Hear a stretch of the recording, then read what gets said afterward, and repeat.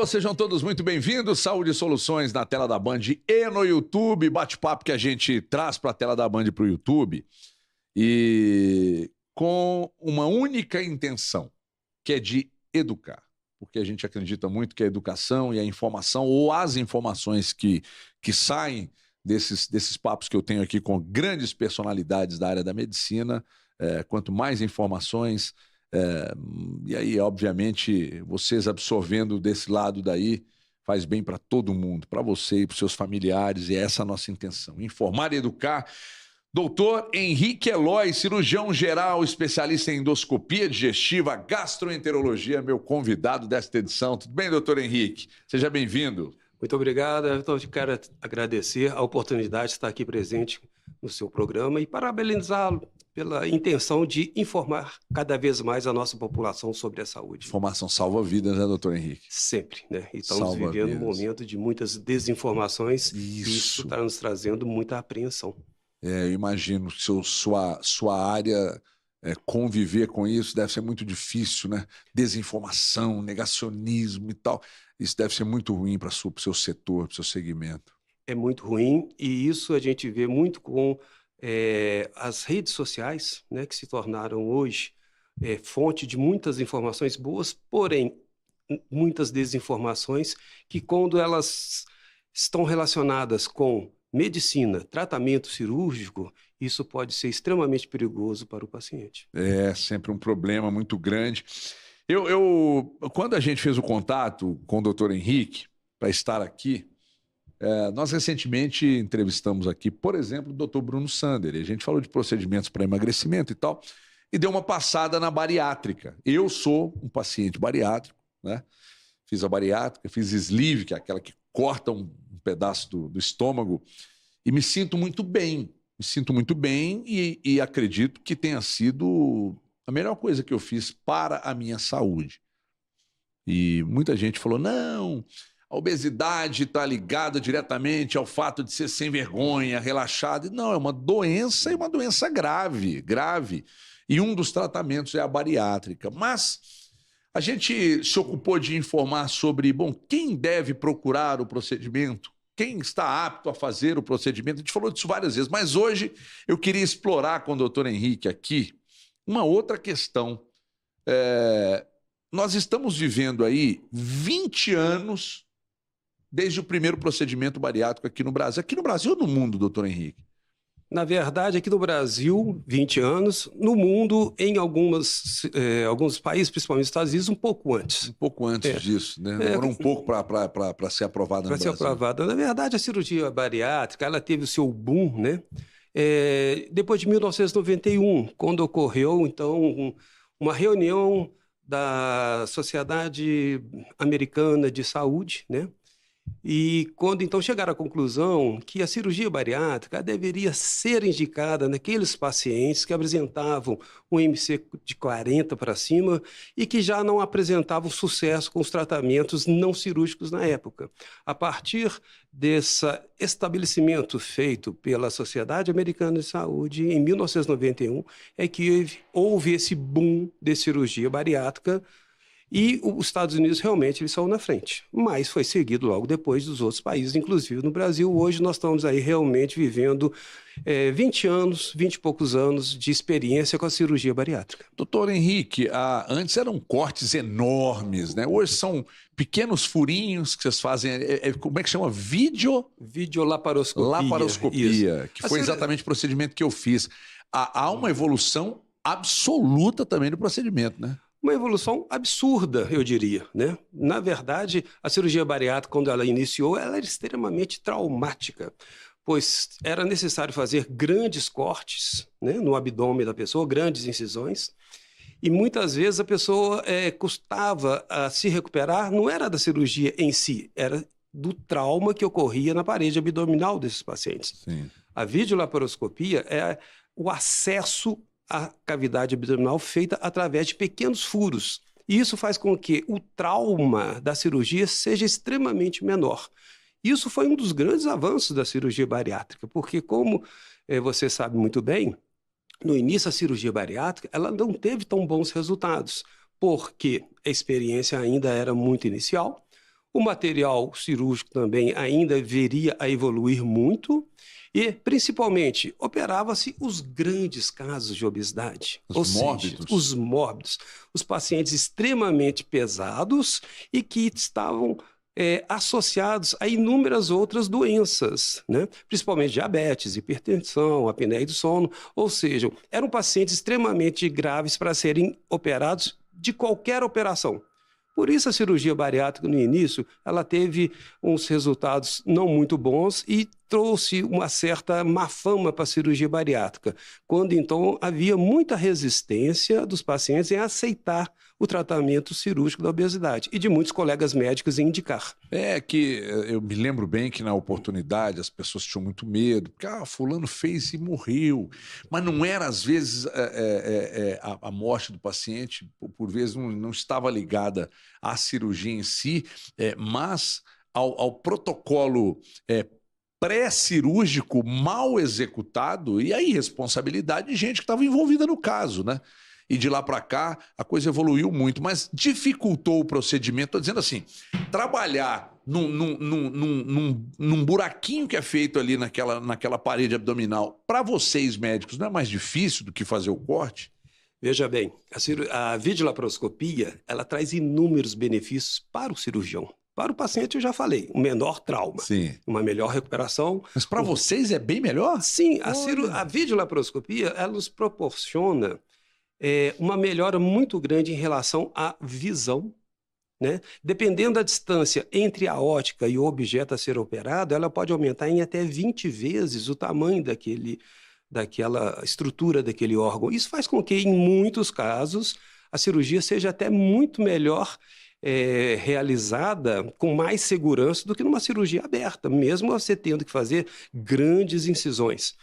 No início, havia muita resistência com a cirurgia videolaparoscópica porque retirava-se o tato do cirurgião. O cirurgião não poderia pôr a mão, né, literalmente no órgão, para fazer a operação.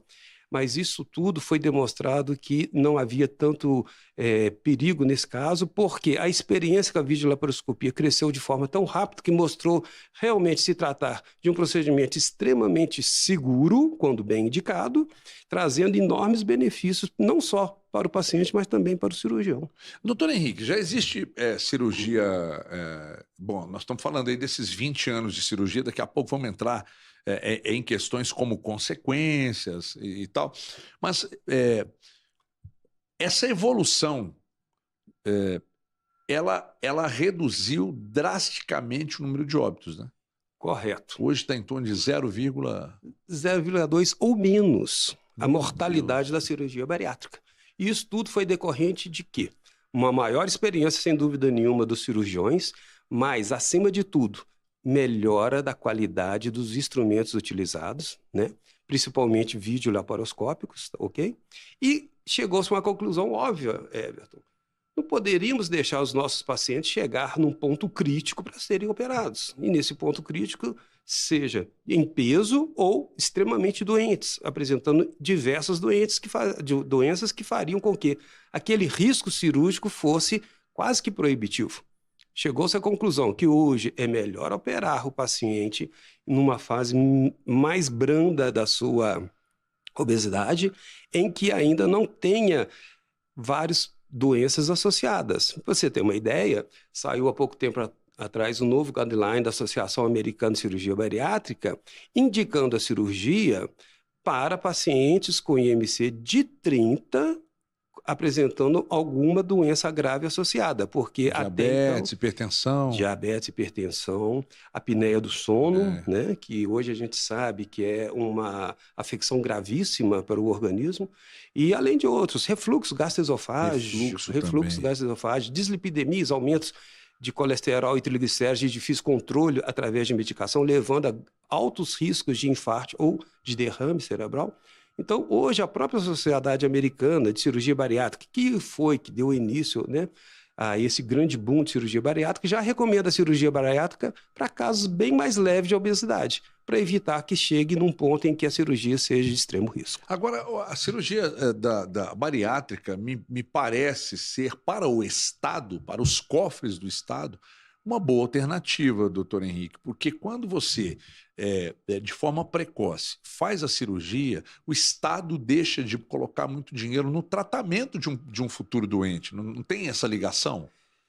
Isso aí já é comprovado cientificamente, né? O benefício econômico da cirurgia bariátrica para até as fontes pagadoras, né? Não, e para o paciente e para as fontes pagadoras, né? Para o paciente principalmente, né? Então, veja bem, a cirurgia bariátrica no início era uma cirurgia realmente bastante cara. Então, as fontes pagadoras, elas tiveram muita resistência em assumir a cirurgia bariátrica, em aceitar a cirurgia bariátrica. Hoje, com o tempo de experiência que nós temos com a cirurgia bariátrica, evidenciou-se exatamente isso. É muito mais barato você tratar o paciente precocemente da sua obesidade e das suas doenças associadas à obesidade do que deixar ele durante muitos e muitos anos fazendo vários exames, vários tratamentos que ao final vão se mostrar totalmente ineficientes e aí sim indicar a cirurgia bariátrica para esses pacientes.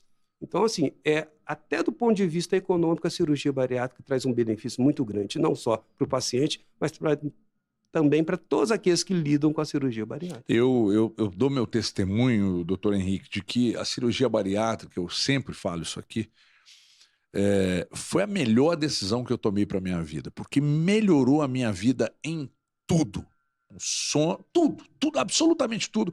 E os exames, né? Logo após a cirurgia, mesmo não tendo atingido o peso mínimo pós-cirúrgico, você já nota nos exames uma queda acentuada de tudo isso, triglicérides, colesterol, a pressão fica normal muito rapidamente, a glicose baixou absurdamente. Eu vejo só benefícios. Eu até hoje, se você me perguntar, eu não vejo nenhum malefício. A consequência, ela pode até aparecer daqui a um tempo, que a gente vai tratar disso.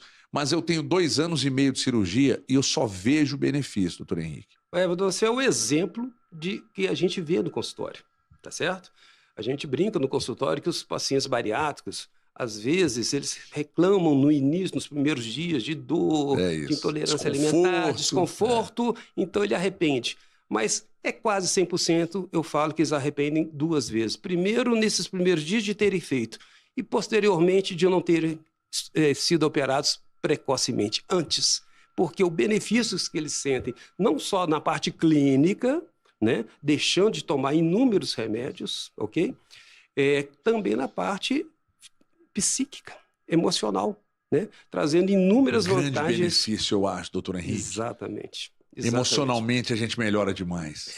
E o bem-estar físico, né? A melhora da disposição, a melhora da qualidade de vida em todos os sentidos, físico, emocional e até mesmo social, né? Isso hoje a gente sabe que é de extrema importância, né? A saúde hoje é o bem-estar físico, psíquico e social. Nós temos que ter uma vida social ativa. Isso faz parte da nossa saúde. E a bariátrica deu oportunidade para muitos pacientes que eram extremamente obesos voltarem a ter uma vida social ativa. É exatamente isso.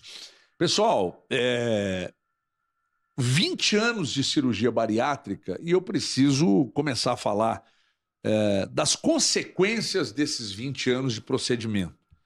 Eu quero falar sobre reganho de peso, eu quero falar, o que nós observamos depois desses 20 anos de cirurgia bariátrica no Brasil. Então, o doutor Henrique Eloy, meu convidado hoje, cirurgião geral, especialista em endoscopia digestiva, gastroenterologia, do Hospital Horizonte, que eu fico muito à vontade para falar que faço acompanhamento de tudo que é necessário, meu e da minha família lá no Horizonte, e do Sander Medical Center também, do grande parceiro, o Dr. Bruno Sander, o papa do emagrecimento, que eu carinhosamente chamo aqui.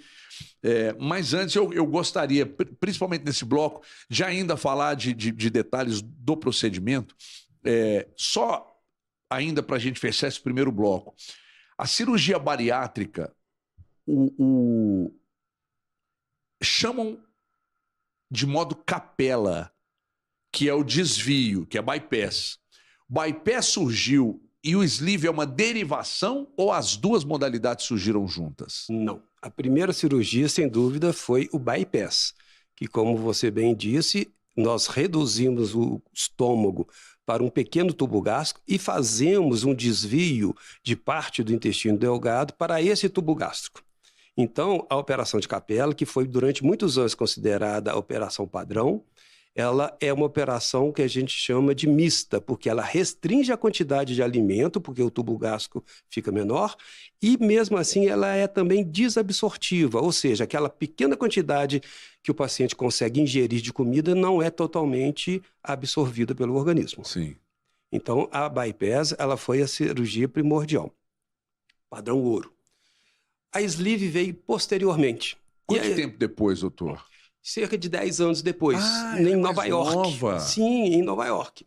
Porque como eles começaram a ver que muitos e muitos pacientes obesos poderiam ser beneficiados, retirando 80% mais ou menos do seu estômago para perder peso e posteriormente fazer um desvio de intestino nesse paciente, o que eles observaram?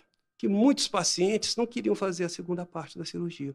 Eles ficaram tão satisfeitos com a retirada de 80% do estômago e com aquela perda de peso que essa primeira operação lhes proporcionava, que começaram a se recusar a fazer a segunda parte intestinal.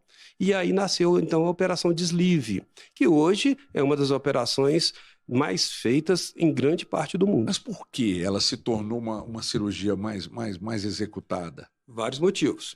Primeiro, é uma cirurgia mais simples do ponto de vista técnico. Você mexe apenas no estômago, não vai mexer no intestino. Ah, perfeito. O fato de você mexer no intestino leva o que eu disse, a desabsorção, que em alguns casos vai levar às sequelas metabólicas do bypass, que nós já sabemos. Deficiência de vitamina, deficiência de minerais, anemia, deficiências proteicas, em alguns casos raros até a desnutrição. A sleeve não tem esse problema. A sleeve nós vamos apenas restringir a quantidade de alimentação que o paciente consegue ingerir. Mas quando você corta o estômago, o hormônio da fome vai embora. O hormônio da fome é o famoso... É grelina. A grelina. A grelina é uma tragédia, Por quê? Ela é produzida pelo estômago, principalmente no estômago, quando a gente fica muito tempo de jejum. Quanto mais tempo nós ficamos de jejum, mais grelina o estômago produz para avisar o cérebro que precisa de comer, certo?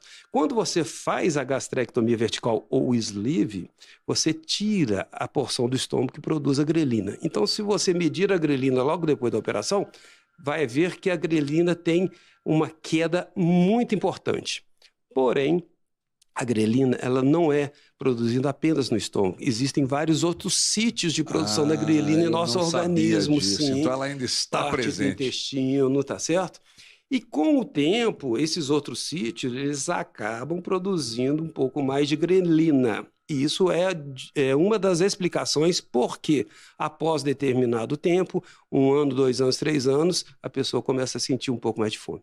É verdade. Eu quero continuar falando sobre isso na volta do intervalo, mas é muito rápido. Esse papo sempre me interessa muito, porque como eu sou bariátrico, eu adoro ouvir tudo isso. Agora, uma coisa que eu não sabia, que o doutor Henrique acabou me falando agora. Então, quer dizer, tirou a produção de grelina do meu estômago, mas ainda há outros produtores de grelina no meu corpo, eu não sabia. Vou descobrir um por um que eu preciso eliminá-los. Vamos para um rápido intervalo, a gente já volta com o doutor Henrique Eloy. Conforme eu disse aqui, cirurgião geral, especialista em endoscopia digestiva, gastroenterologia. A gente está falando dos 20 anos da cirurgia bariátrica no mundo. A gente fala disso daqui a pouco.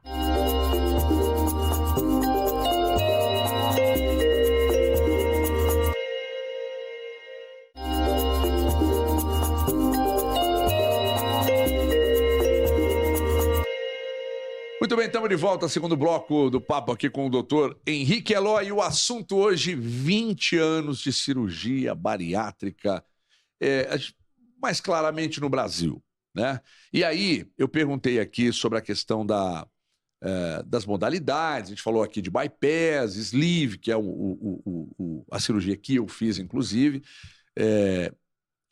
Falei aqui dos benefícios, mas agora eu queria já entrar na questão das consequências da cirurgia. Porque você disse aí sobre a questão do bypass, que é a absorção de vitaminas e tal, mas existe hoje, para quem fez bypass, uma forma de reposição disso. Essa reposição, como ela é feita e quantas vezes por mês, por ano? Como é que é feito isso, doutor Henrique? Todo paciente submetido à cirurgia de bypass, né, ou capela, como chamamos, né, ele obrigatoriamente deve fazer exames laboratoriais pelo menos 2 vezes por ano. 2 vezes por ano. Por E uso quê? frequente das vitaminas. Exato. Mas se ele absorve menos, a vitamina que ele toma via oral, ele vai absorver menos dela, não? Como você bem diz, nós temos outras vias de administração. Entendi. Hoje, muito usado sublingual, às vezes até mesmo injetável intramuscular. O importante é não deixar de fazer seus exames, porque o bypass, com certeza, vai evoluir para algum tipo de deficiência, né? Principalmente de vitaminas, ok? Então, assim, a gente fala que o paciente vai trocar os seus medicamentos de hipertensão, de diabetes, de dislipidemia, que é o aumento de colesterol e triglicéridos, por vitaminas. Quer dizer, é muito mais benéfico. Bem mais. E Bem mais barato também. Muito mais barato, tá certo? Mas não deve deixar de fazer realmente as suas avaliações periódicas. Nós estamos caminhando para a cirurgia bypass não existir mais, doutor Henrique? E ficar só sleeve? A gente faz uma analogia muito interessante com a cirurgia da úlcera. Quando eu formei há 40 anos atrás, era muito comum o paciente que tinha úlcera gástrica ser operado. E a operação era justamente retirar parte do estômago do paciente para diminuir a produção de ácido para curar a úlcera daquele paciente. Hoje, se a gente fala isso, a gente diz que era uma barbaridade. Não era. Aquilo salvou muitas vidas, tá certo? A cirurgia bariátrica é o que temos hoje para oferecer para os nossos pacientes obesos. Mas, realmente, nós estamos...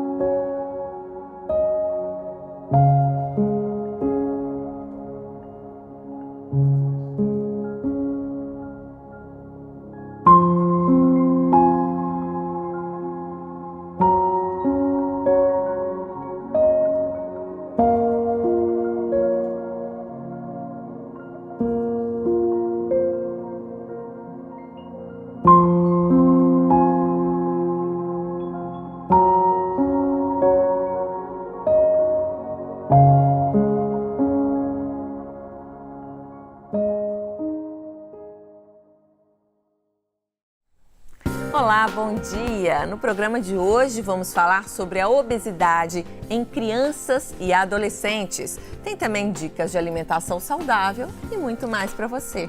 O Brasil das Gerais está começando.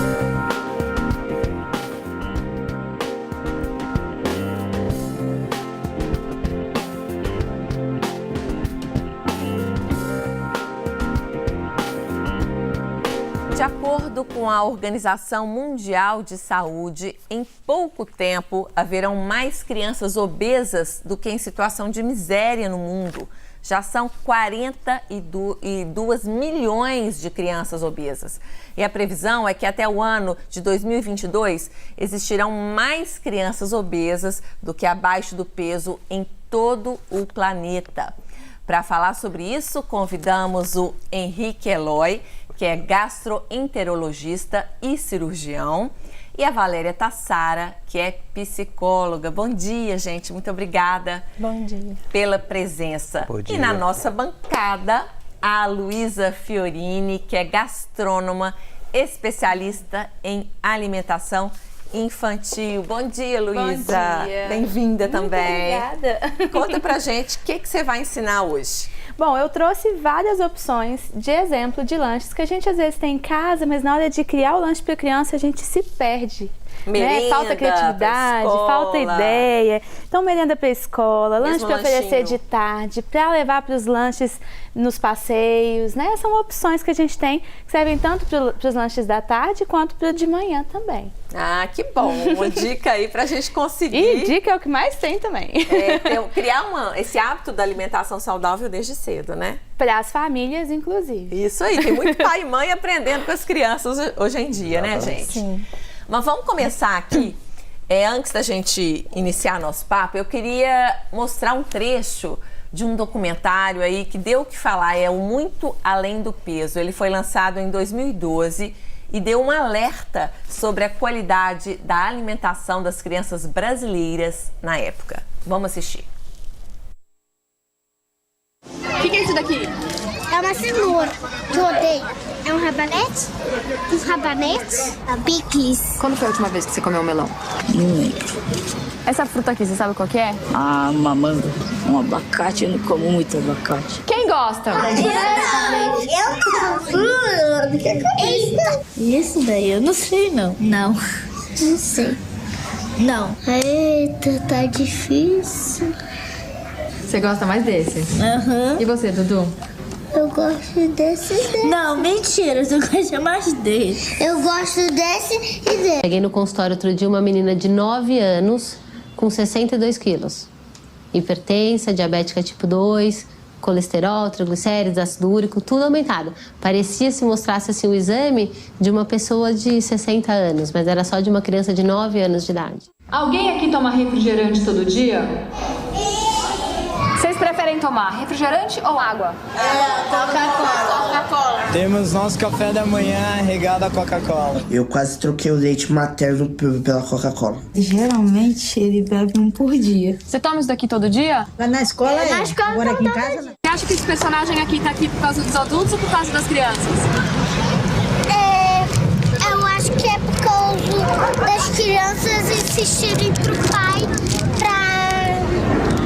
pra ficar comprando, botar o personagem. Pega um personagem que é super simpático do filme, super famoso, e jogam pra criança. Realmente tem crianças que se jogam no chão do supermercado e que querem, outras não. Mas eu acho que é uma covardia. O tubo desse biscoito recheado equivale, sabe a quantos pãezinhos? Pãozinho pequeno, né? O pão de pão francês, a 8 pãezinhos franceses. Um tubinho desse biscoito recheado. Ou, então eu falo para a mãe, você já imaginou o seu filho comendo 8 pãezinhos franceses no café da manhã? É isso que você quer mandar de merenda para o seu filho? Isso daqui. Ah, é batatinha. Você gosta? Gosto. Isso aqui? Cebola? Não. O que é? Batata. Você gosta? Não, só frita. Esse aqui, o que é? É batata. Você gosta? Breno, você não faz não. Eles dizem assim, como aquele menino da propaganda estava comendo? Mas se fizesse mal, ele não estava comendo, mãe. Aí como é que eu vou explicar? Tá difícil mesmo de explicar, né, gente? Isso foi em 2012. Agora eu queria saber aqui da Valéria e do Henrique, o que mudou de lá para cá? E se mudou, né? Sim, mudou, infelizmente, para pior. Como você bem disse, a Organização Mundial de Saúde fez uma previsão de que em torno de 2022 nós teríamos mais crianças obesas no mundo do que crianças em situação de risco alimentar. Infelizmente isso mudou, porque nós já atingimos essa previsão em pleno ano de 2019, ou seja, essa previsão ela foi antecipada em praticamente 3 anos. Que loucura! Exatamente. Então a obesidade na criança e no adolescente, ela está avançando numa velocidade incrível. E nós temos que frear esse panorama, porque as consequências dessa obesidade infantil para essas pessoas serão terríveis na sua idade de adulto. E por que isso é tão alarmante? A criança obesa tem mais chances de se tornar um adulto obeso? Exatamente. A criança obesa, normalmente, ela se torna um adulto obeso. O problema é que quanto mais cedo a obesidade se instala no organismo de uma pessoa, maior são os riscos das doenças associadas a aparecerem. Então, como apareceu bem aí no programa, as crianças já estão se tornando diabéticas, hipertensas, com colesterol e triglicéridos elevados, com riscos de aparecimento de câncer cada vez mais precocemente. Tudo por causa da obesidade. E o pior é que ainda tem muitas famílias que ficam com pena de não dar a comida para a criança e não do que vai acontecer com a saúde dessa criança, né? Ah, tadinho, ainda tem aquela ideia também de que a criança gordinha é fofinha, é bonitinho. Ah, quando ele crescer, ele espicha e a gordura vai acabar. Mas não é bem assim, né, gente? Não, definitivamente não é bem isso. né? Hoje em dia, o ritmo de vida nosso mudou bastante e esses mitos de que a criança deve ser uma criança gordinha que é criança saudável, isso tem que ser, né? Criança forte, né? Saudável, isso realmente tem que acabar, porque nós sabemos hoje, com os estudos atuais, que essa criança terá maiores chances e riscos de realmente se tornar um adulto obeso com todas as suas consequências, sequelas da obesidade infantil, tá certo? E isso, infelizmente, tem muito a ver com o aprendizado que os pais passam para as crianças em casa hoje em dia. E Valéria, hoje a gente já tem tanta informação sobre alimentação saudável, sobre nutrição, sobre uma reeducação alimentar, né? A Luísa está aqui justamente para provar para a gente que é possível da gente conseguir mudar a alimentação, não só das crianças, mas de toda a família, de toda a casa. Na sua opinião, por que isso ainda é tão comum nos lares brasileiros e ao redor do mundo? A gente tem que pensar o seguinte, né? São valores e crenças arraigados, né? Culturalmente, né? E a cultura também diz muito da nossa identidade, né? Dentro das famílias, que vão constituindo a identidade também das crianças e dos adolescentes, né? Então, você falar para uma avó, né, que bebê gordinho é saudável, como assim não, né? Eu aprendi que como que não é. E a comida é sinal de afeto, né? É sinal de afeto, né? Nós mineiros bem sabemos disso, né? Então, a gente tem que escutar, levar em conta essas crenças para a gente poder conversar, questionar, dar, né, opções, né? Pensar que a pessoa pode pensar mais amplo, né? Ela não vai deixar de cultivar a crença dela, mas ela também pode aprender outros aspectos. E aí vem as pessoas da família, os adultos responsáveis, quem faz o papel de pai e de mãe, né? Que hoje as famílias têm diversas configurações, que vão poder dialogar também com as outras gerações mais velhas, que hoje a gente sabe que faz parte, né, da família. E é muito difícil para nós que somos mães, pais, né, até para os avós, para todos os familiares, falar não para a criança. Nesse ritmo acelerado de hoje, em que a gente fica tão pouco com nossos filhos, quando eles pedem um pacote de biscoito, um pacote de batata frita, os pais muitas vezes atendem ou para não ter o trabalho ali de negar e de ficar convencendo aquela criança de que aquilo não vai fazer bem para ele, às vezes numa situação ali, né, de correria do dia a dia, em que esse diálogo realmente dá trabalho, cansa, ou para agradar aquela criança pela culpa da ausência tão comum hoje.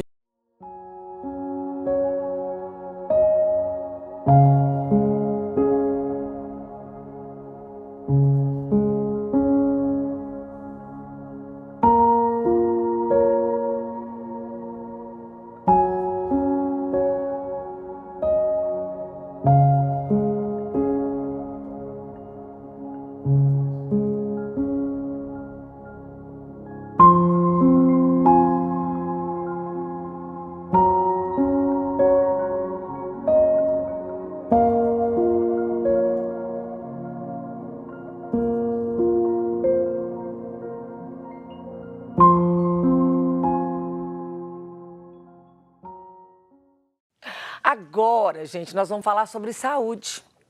Para quem sofre de refluxo gástrico, alguns alimentos representam uma verdadeira dor de cabeça, ou melhor, de estômago. Refrigerantes, café, bebidas alcoólicas, chocolates e comidas gordurosas são capazes de provocar falhas, incômodos e, consequentemente, o popular refluxo. Mas como se prevenir? Existe tratamento para isso? É o que vai explicar para nós o médico gastroenterologista, hepatologista, doutor Antônio Márcio, doutor Henrique Eloy? Henrique Eloy. Doutor Henrique Eloy. Na minha ficha está aqui, doutor Henrique Eloy. Doutor Henrique, muito obrigada. Seja bem-vindo ao Manhã da Piedade. Bom dia. Bom dia, eu que agradeço mais uma vez a oportunidade de estar aqui com vocês. Uma alegria. Doutor Henrique, então vamos começar assim, básico, né? O que é refluxo gastroesofágico? Exatamente. O refluxo gastroesofágico é uma das doenças mais importantes hoje na clínica médica por causa da sua alta frequência e do prejuízo que ela traz ao bem-estar do paciente. Ela é caracterizada pelo retorno do conteúdo gástrico, que é ácido, para o esôfago. Isso levando, então, a queimaduras do esôfago, que pode chegar até mesmo à boca e ao pulmão. Uhum. As crianças, quando elas nascem com essa parte ainda não está madura, não é isso? Exatamente. O refluxo gastroesofágico é muito comum nos recém-nascidos, principalmente nos prematuros, porque essa estrutura muscular que existe entre o esôfago e o estômago, cuja função justamente é impedir que ocorra esse refluxo, nos recém-nascidos ela ainda não está madura. Então o refluxo é muito comum nos recém-nascidos, principalmente nos prematuros, como eu disse, mas com o desenvolver da criança, essa estrutura muscular ela também vai se desenvolvendo e naturalmente esse refluxo vai sumindo. Doutor Henrique, quando criança, né, e eu falo que os meus tiveram isso, e a gente tinha que colocar uma lata de leite ninho para a cama dormir mais em pezinho assim, e para os adultos também é recomendável dormir mais em pezinho assim, aqueles que têm refluxo? É recomendável, sim. O refluxo acontece, como eu já disse, pelo retorno do conteúdo gástrico, que é ácido, para o esôfago. Então, quando nós temos refluxo e deitamos na horizontal, nós possibilitando esse refluxo. Fica mais fácil desse retorno acontecer. Então, realmente, elevar a cabeceira da cama dificulta a ocorrência desse refluxo. Para voltar, né? Exato. E esse refluxo, ele pode causar esofagite? Se sim, o que é esofagite? O nome já fala, né? Mas é bom a gente explicar. A esofagite é a inflamação do esôfago. O esôfago ele não está preparado para receber a acidez do estômago. E essa acidez, ela queima o esôfago. Isso acontece porque, como eu já disse, essa estrutura muscular entre o esôfago e o estômago no adulto, muitas vezes ela não funciona com toda a sua perfeição. Então, nesses casos, o ácido volta para o esôfago e ele vai, então, queimar o esôfago e vai dar a esofagite. Além dessa queimação, quais são os outros sintomas que a esofagite e o refluxo traz? Naturalmente, esse refluxo, se ele chegar até a boca, ele pode queimar também a região da boca, trazer até problemas dentários, causar inflamações do nariz, levar a rinite, sinusite, tá certo? E quando isso pode chegar até os pulmões, através de pequena quantidade de refluxo, podemos ter pigarro, rouquidão, asma, bronquite e até mesmo pneumonia de repetição. Que coisa, né? A gente não sabe. Quando a gente é pequena, antigamente, né, no meu caso, bem antigamente, quando tinha essa azia, essa queimação, a mãe falava, toma leite gelado. Isso é mito? Não, o leite é interessante porque no primeiro momento, ele alivia. Então, o leite gelado, ele serve como um efeito tampão, diminuindo a acidez do estômago. Porém, todos nós sabemos que o leite é muito rico em cálcio. E a presença do cálcio, num segundo momento, acaba fazendo o estômago produzir mais ácido e fazer com que essa pessoa, então, tenha uma maior sensação de queimação novamente, por causa do leite. Então, vamos lá nos alimentos, né? Doutor, eu queria que o senhor listasse, assim, mais ou menos o que vem na sua mente, assim, os alimentos, os vilões e aqueles alimentos, as bênçãos, né? Outra coisa, antes o senhor fala dos alimentos, limão. Limão é tido como aquele que vai dar azia, mas ele traz a cura? Ele é bom? Não, o limão deve ser evitado em todos os pacientes que têm refluxo. Então, como você bem disse na introdução aqui do programa, existe uma série de alimentos que comprovadamente pioram a ocorrência do refluxo. E entre eles nós temos aí os alimentos gordurosos, que vai fazer diminuir a pressão naquele local. Uma notícia ruim para os chocolatras, né? Chocolate. Sério? Sério. Doces em geral.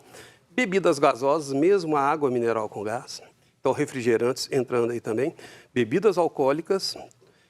Frutas ácidas, aí que entra o limão. Ele deve ser evitado, assim como o abacaxi e outras frutas ácidas. E também nós sempre procuramos orientar os pacientes com refluxo a ter uma certa mudança de comportamento, né? Por exemplo, além de evitar esses alimentos que já foram citados, Evitar fazer refeições volumosas, porque toda vez que nós estamos com o estômago repleto de alimentos, nós predispomos à ocorrência desse refluxo. Também de deitar logo após a refeição, como nós já dissemos. Aquele soninho depois do almoço? Não deve. Por sinal, depois do almoço, o ideal seria até fazer uma caminhada para facilitar o esvaziamento do estômago, né?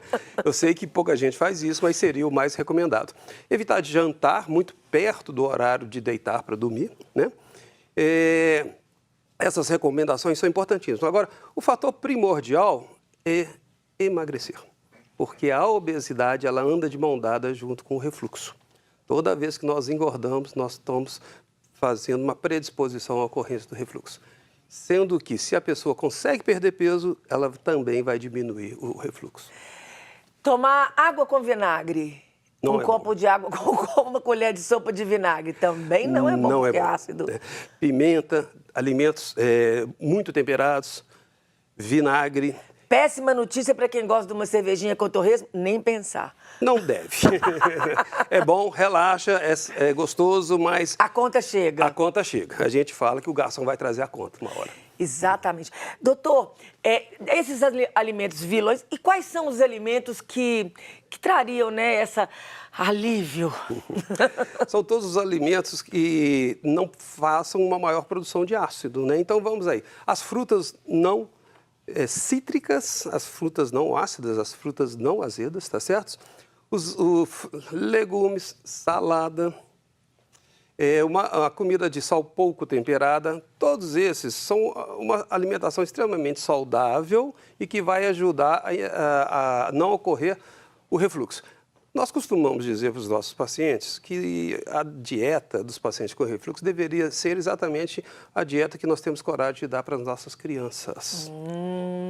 Evitar o café, que é extremamente irritante. Evitar... Tô frita, doutor. Evitar líquidos muito quentes, né? E temperos muito fortes, como eu já falei, né? Pimenta, vinagre, excesso de alho. O que a gente não daria para as nossas crianças. Lembrando que chega na boca, se ardeu, a mucoquita da mucosa vai arder tudo, né? Vai sim. Quanto mais alto chega o refluxo, maior a incidência dessas complicações, tá certo? É muito importante a questão do pulmão, porque realmente pode levar a pneumonia de repetição e isso a longo prazo pode trazer uma insuficiência respiratória no paciente mais idoso. Entendi. E aí, doutor, então assim, a gente entende que tem que ter uma alimentação mais saudável, uma alimentação não tão quente. O condimento, por exemplo, antes do condimento, falar da melancia, que estava vindo na minha cabeça aqui. Melancia, uma fruta docinha, gostosa, mas que a gente come e fica lembrando dela o dia todo. Deveria evitar também essas frutas mais indigestas? Sim.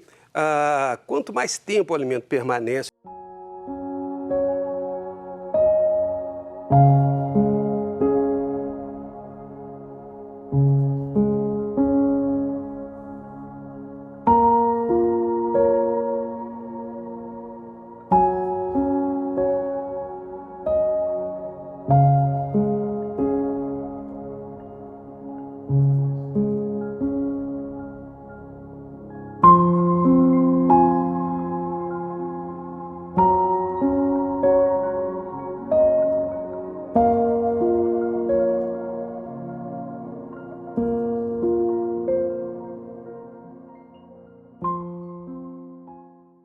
Estudos clínicos nos mostram que a obesidade é uma das principais causas do refluxo. Então, é sobre isso, fazer essa ligação que nós vamos falar agora, conversar com o médico gastroenterologista, Dr. Henrique Eloy. Doutor Henrique, muito bom dia. Como é que vai o senhor? Tudo bem? Tudo bem, muito bem. Tem uma segunda-feira gostosa, abençoada, uma segunda-feira aí de muita produtividade. Muito obrigado. Tudo bem, doutor? Passou bem o final de semana? Passei bem. Ótimo. Então tá certo. Doutor, a gente falar aqui da relação entre obesidade e refluxo, um alimenta o outro ou não necessariamente um gera o outro ou não necessariamente? O que ocorre é que o refluxo, que nós chamamos a doença do refluxo gastroesofágico, é uma das principais causas de consulta na área de gastroenterologia. É uma doença extremamente frequente que atinge algo em torno aí de 12% da população do Brasil. E a obesidade, ela está avançando em um ritmo muito grande e está se trazendo, então, uma maior incidência do refluxo. Na verdade, o que nós sabemos é que a obesidade, sim, ela vem acarretar o aparecimento da doença do refluxo. A obesidade, então, ela gera o aparecimento, né, o surgimento aí do refluxo. Por quê? A obesidade, ela faz com que exista uma maior pressão intraabdominal sobre o estômago. Isso faz com que o conteúdo gástrico, que é um conteúdo ácido, ele volte para o esôfago, acarretando assim as inflamações do esôfago, levando a queixas de azia, de regurgitação alimentar e até mesmo de alterações e queixas pulmonares. Além de aumentar a pressão intraabdominal, a obesidade faz com que ocorra também o aparecimento da famosa hérnia de hiato. A hérnia de hiato, que é uma alteração anatômica na transição do esôfago para o estômago, ela proporciona também, predispõe também o aparecimento do refluxo. Então, são duas maneiras como a obesidade acarreta a doença do refluxo. Tá vendo, pessoal? Então é hora aí de cuidar aí do famoso IMC, né? A gente tem que cuidar da boa alimentação aí exatamente para que uma coisa não piore a outra. Só uma já é ruim, que é a obesidade, ainda gerando refluxo. Doutor, só por um outro gancho aqui, Carol, no início da chamada do programa, ela disse que em determinados momentos, igual ela ali estava diante de provas, alguns momentos mais tensos, é comum de aparecer aí também o refluxo? Sim. O que ocorre nessas alterações emocionais, nesses momentos mais difíceis, críticos que nós passamos, é que existe realmente uma maior produção de ácido pelo estômago. Então, quando nós estamos passando por um momento de depressão, ansiedade, angústia, preocupação, estresse total do nosso dia a dia, nós estamos produzindo mais ácido em nosso estômago. Ao produzir mais ácido, nós fazemos com que esse ácido seja mais sentido no esôfago. Então, é aquele momento em que a pessoa realmente sente mais azia, está relacionado com o estado emocional. Lembrar também uma coisa importante, que muitas vezes a obesidade ela está relacionada com os maus hábitos alimentares e esses maus hábitos alimentares também predispõem o aparecimento de refluxo. É outra causa dessa relação entre obesidade e refluxo. E aí venho, só para a gente então passar aqui, para mostrar, deixar bem claro e ilustrar o nosso telespectador, eu queria que colocasse a primeira arte aí, para que o senhor também nos conduzisse ali em suas explicações. A primeira que está aí, ó. A obesidade é uma das principais causas das doenças do refluxo gastroesofágico, não é isso? Pessoas com refluxo e que apresentam obesidade têm um índice de exposição à acidez gástrica maior do que aqueles com refluxo, mas com peso normal. Ou seja, ficou mais gordinho, essa produção ácida ali aumenta e o que desencadeia de uma forma mais rápida e mais fácil, talvez, não é isso? Exatamente. A doença do refluxo ela pode ocorrer em pacientes não obesos e existem várias causas para isso. Mas realmente a ocorrência da obesidade predispõe a uma maior sensibilidade do esôfago ao ácido produzido pelo estômago. Então, os obesos, normalmente, eles têm muitas queixas em relação a refluxo gastroesofágico. Que é essa queimação, essa sensação de mal-estar ali, não é?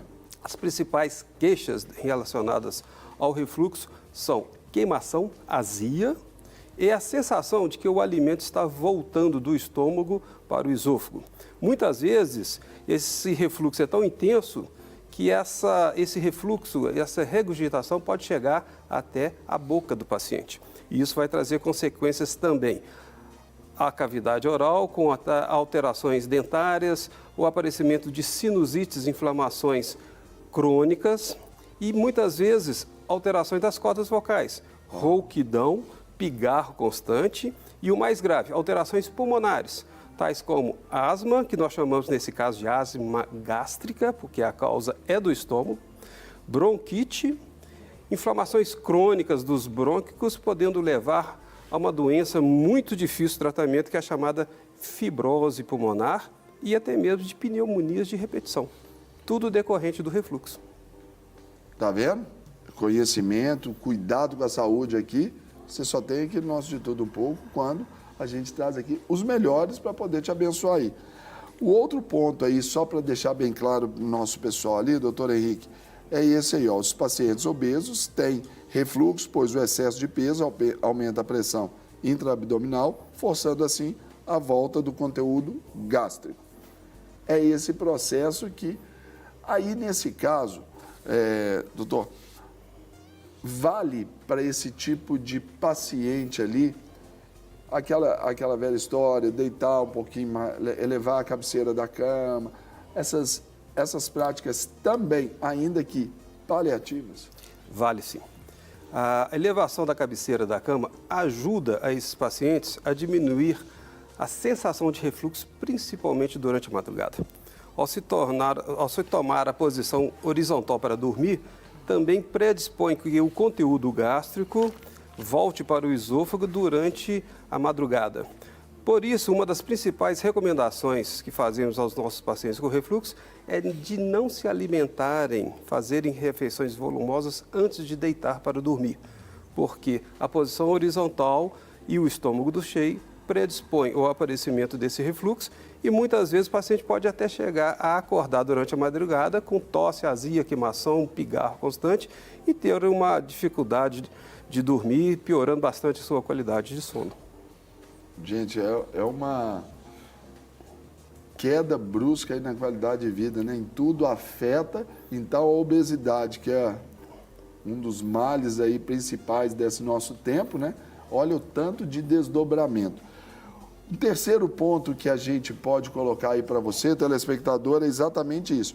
O excesso de peso, ele enfraquece a válvula da junção esofagogástrica e cuja função é justamente impedir o refluxo.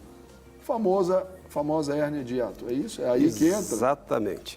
A obesidade, ela predispõe a uma alteração anatômica nessa junção esôfago-gástrica. Esôfago-gástrica. Exato.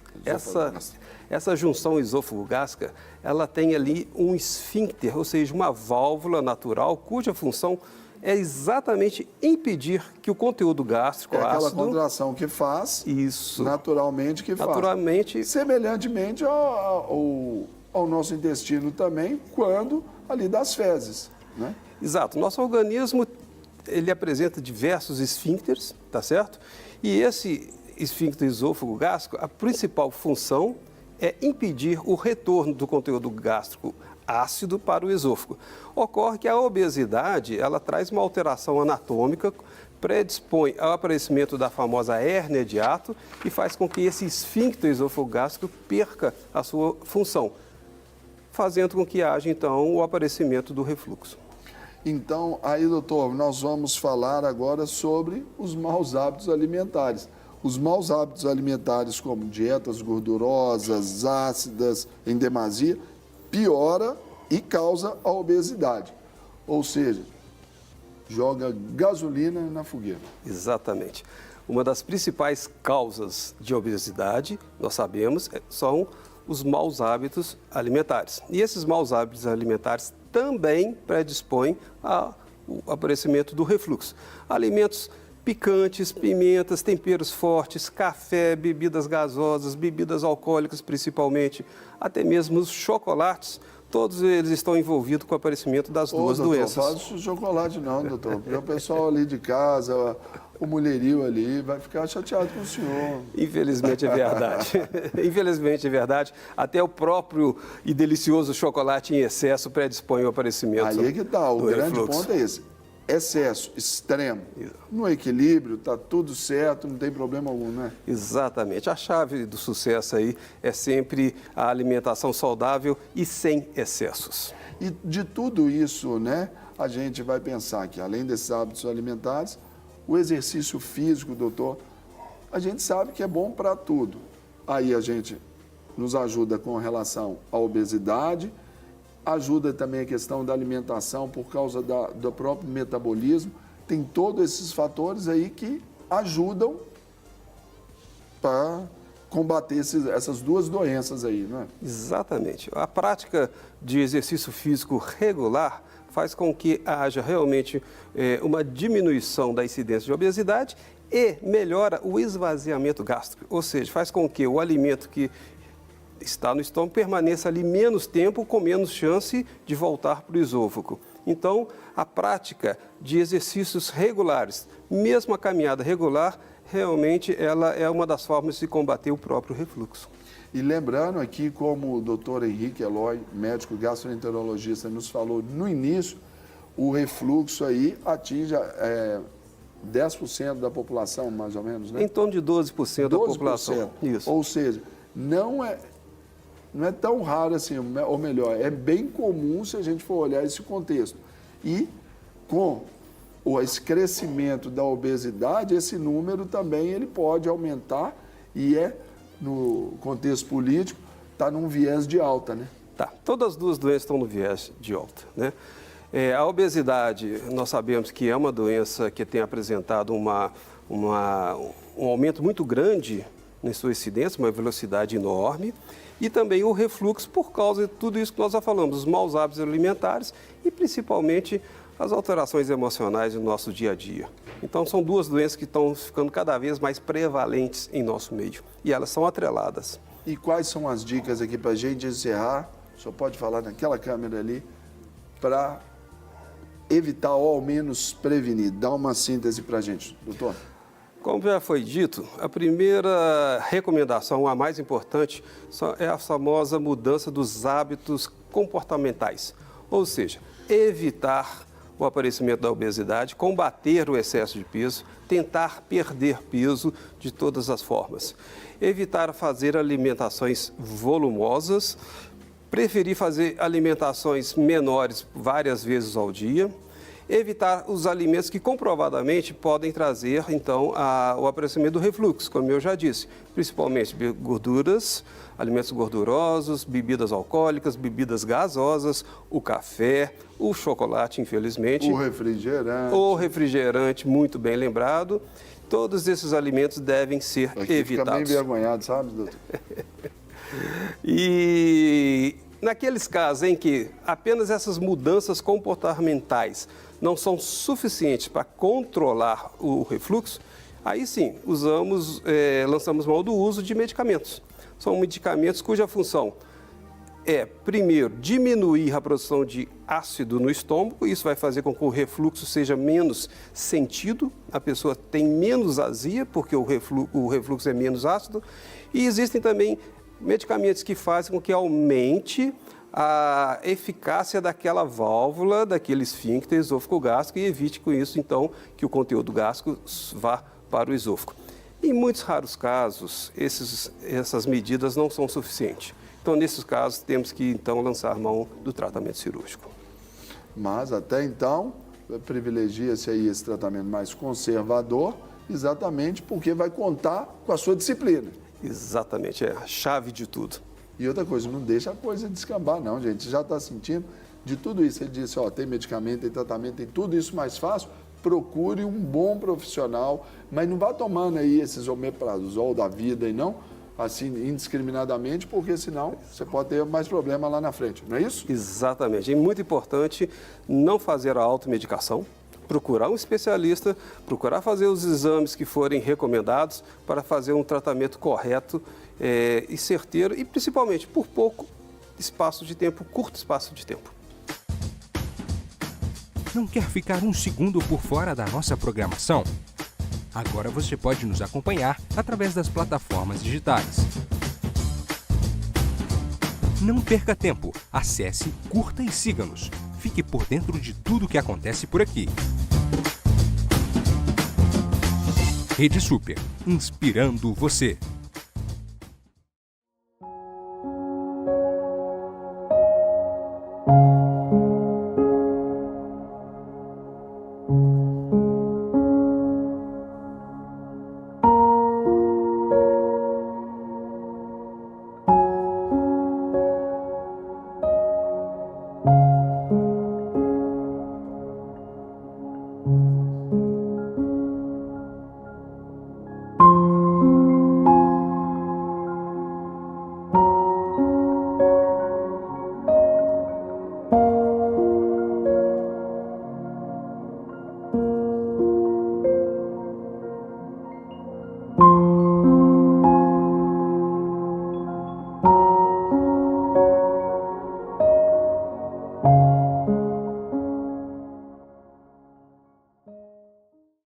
Olá, no Brasil das Gerais de hoje, os avanços e os excessos nas cirurgias bariátricas.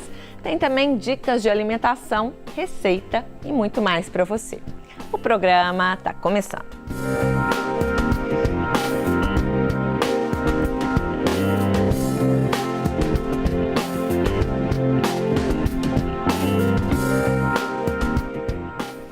O Brasil é o segundo país em cirurgia bariátrica, aquela para redução do estômago, com finalidade de perda de peso.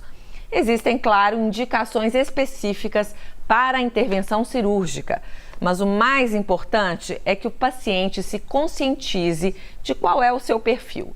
Encarar não só o bisturi, como também a mudança nos hábitos de vida. Mas será que isso vem acontecendo de fato? Não está havendo uma banalização desse tipo de cirurgia? E quais os avanços e os riscos de uma cirurgia como essa? Para falar sobre tudo isso, convidamos o Dr. Henrique Eloy, que é médico gastroenterologista e cirurgião bariátrico, e o Dr. Enio Cardillo, que é nutrólogo. Muito bem-vindos, muito obrigada pela presença. E na nossa bancada, a Bárbara Costa Ferreira, que trouxe para a gente diferentes grãos para nos ajudar a enriquecer nossa alimentação, não é isso, Bárbara? Sim, eu trouxe alguns grãos e algumas castanhas e algumas frutas para mostrar para todos vocês. Que delícia, eu adoro grãos. Tem grãos quero conhecer saladas, uns novos. Você vai gostar, aí. Muito bom, muito bom. Já. Gente, vamos começar, antes da gente entrar na questão da cirurgia bariátrica, já que o doutor Enio aqui nos alertou sobre a diferença entre nutricionista e nutrólogo, muita gente ainda não sabe que diferença é essa. Vamos explicar para quem está em casa, doutor Enio? Bom, antigamente todo mundo se chamava nutricionista. Quem trabalhava com nutrição era nutricionista. Por exemplo, se você quiser falar nutricionista no idioma inglês, é dietitian.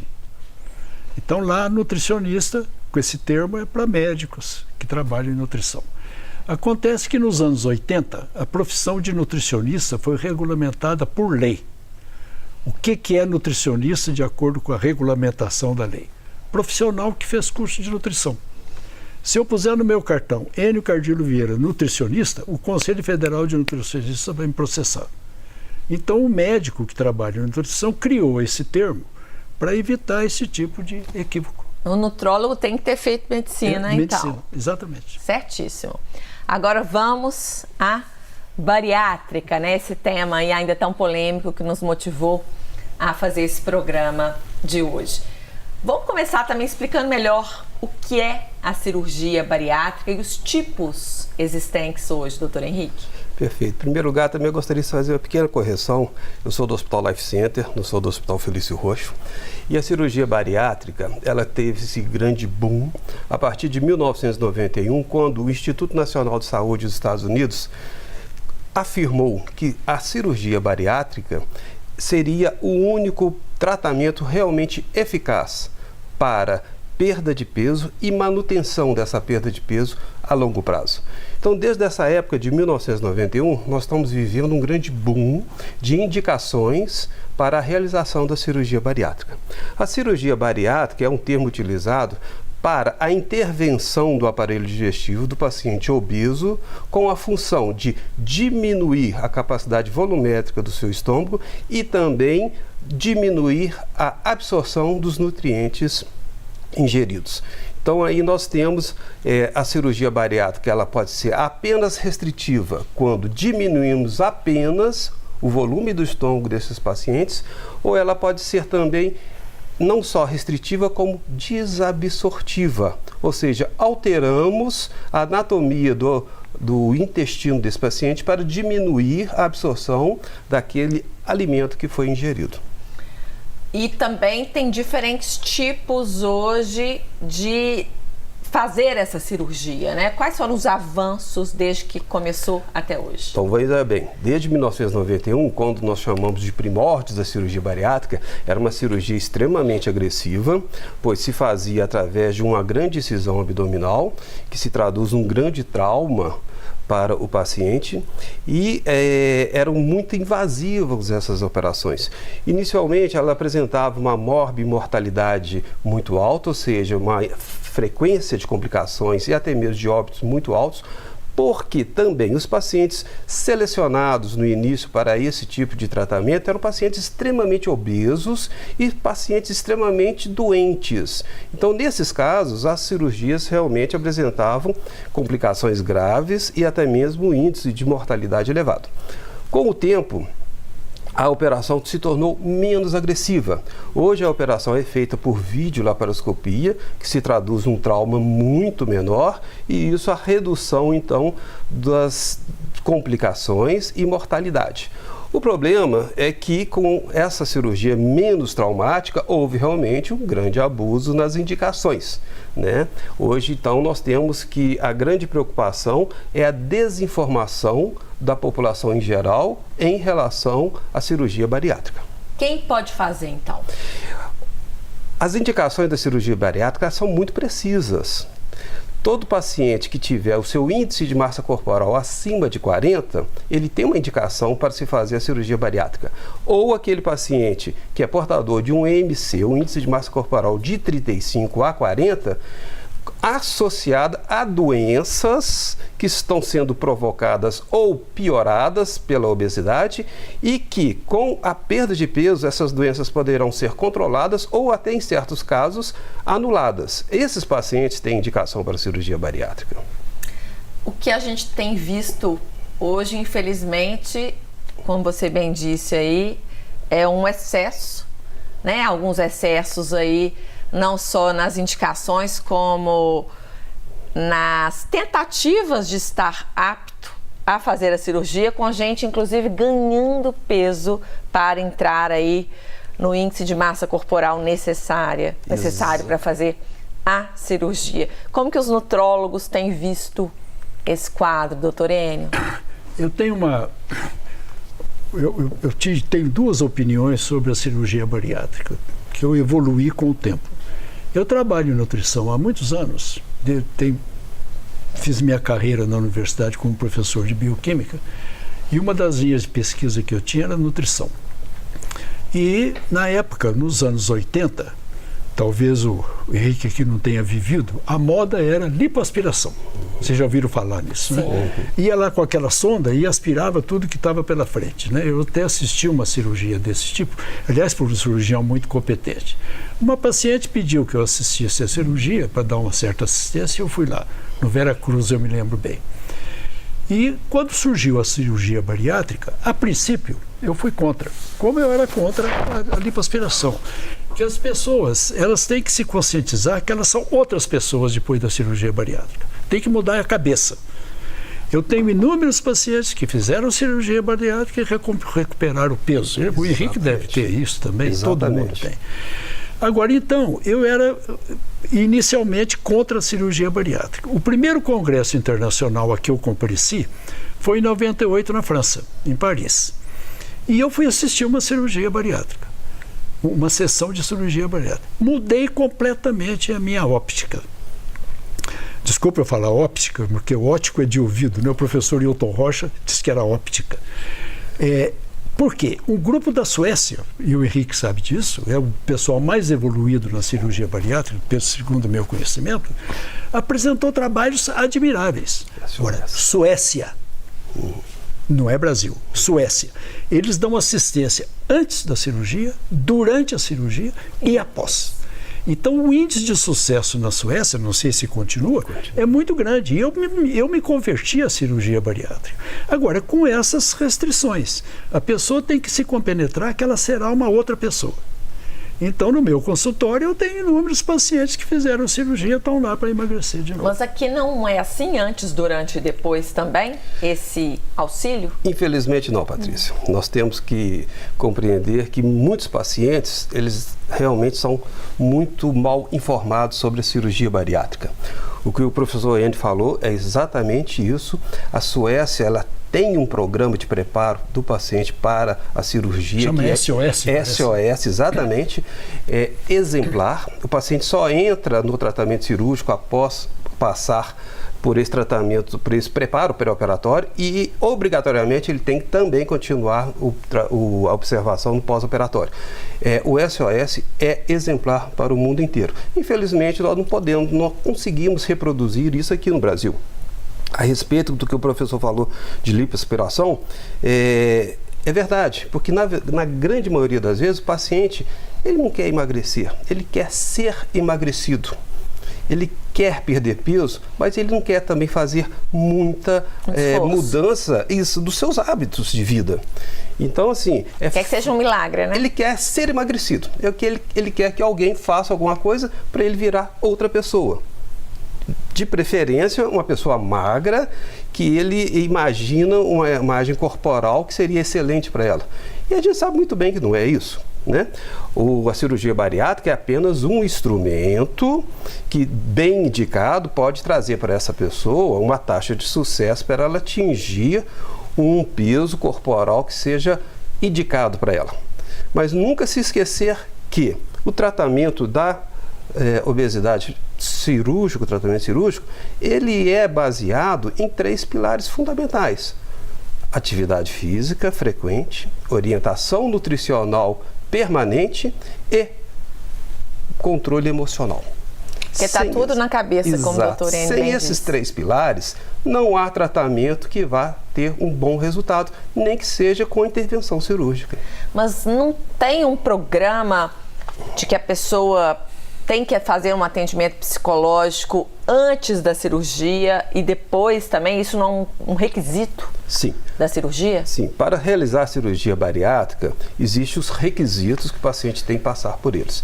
Na verdade, a grande maioria, eles passam obrigatoriamente por uma avaliação psiquiátrica, uma avaliação psicológica, avaliação nutricional, uma avaliação de todos os meios clínicos, cardiologistas, pneumologistas, gastroenterologistas, e fazem os exames todos necessários. O que acontece no nosso meio é que a grande maioria dos pacientes, eles têm tanta vontade de serem submetidos ao tratamento cirúrgico da obesidade, eles passam por todas essas avaliações, eles se comprometem a realizar posteriormente todos os acompanhamentos necessários e obrigatórios, mas a grande verdade é que a maioria depois eles abandonam esse acompanhamento pós-operatório. E aí nós vamos ver então as complicações que ocorrem quando o paciente abre mão do acompanhamento do pós-operatório. Fora os riscos, né, que toda cirurgia apresenta. A cirurgia bariátrica, assim como qualquer intervenção cirúrgica, ela é passível de complicações e complicações graves, né?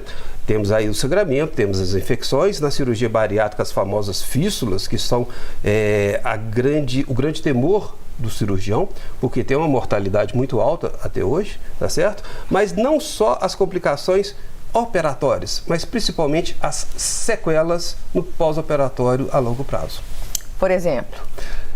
Alterações metabólicas, e aí sim entram, né, a indicação de um acompanhamento nutricional permanente, as alterações psicológicas, tá certo?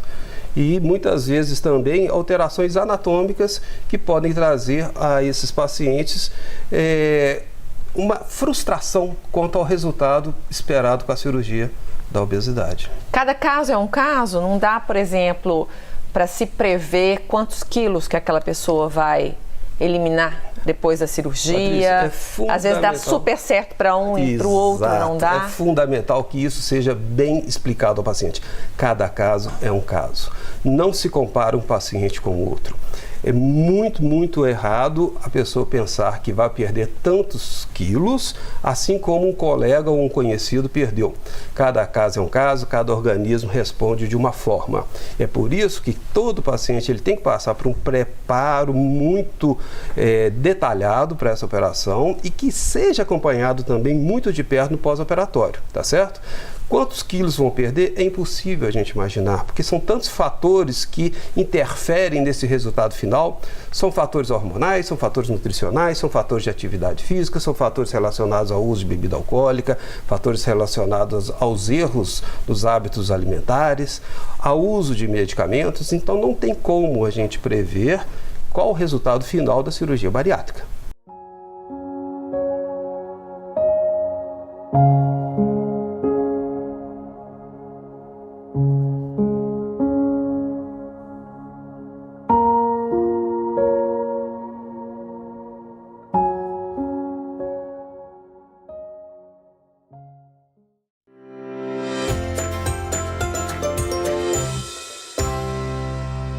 Já de volta com a Manhã da Piedade. Como eu disse no bloco anterior, vamos continuar a falar sobre saúde agora, né? Gente, o estômago é um dos órgãos mais sensíveis do nosso corpo. Tanto que vira e mexe, né? Nós ouvimos alguém reclamar de dor, de azia, má digestão, aquela sensação de queimação, né? Que pode ser provocadas aí todas essas sensações por diferentes fatores, viu?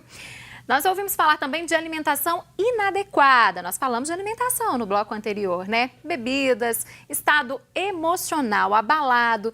Mas o que será que causa mal, o que faz mal aí ao nosso estômago, né? Será o que provoca a gastrite, por exemplo? Será que existe que todos falam, né? Gastrite nervosa? Será que é isso mesmo ou é um mito?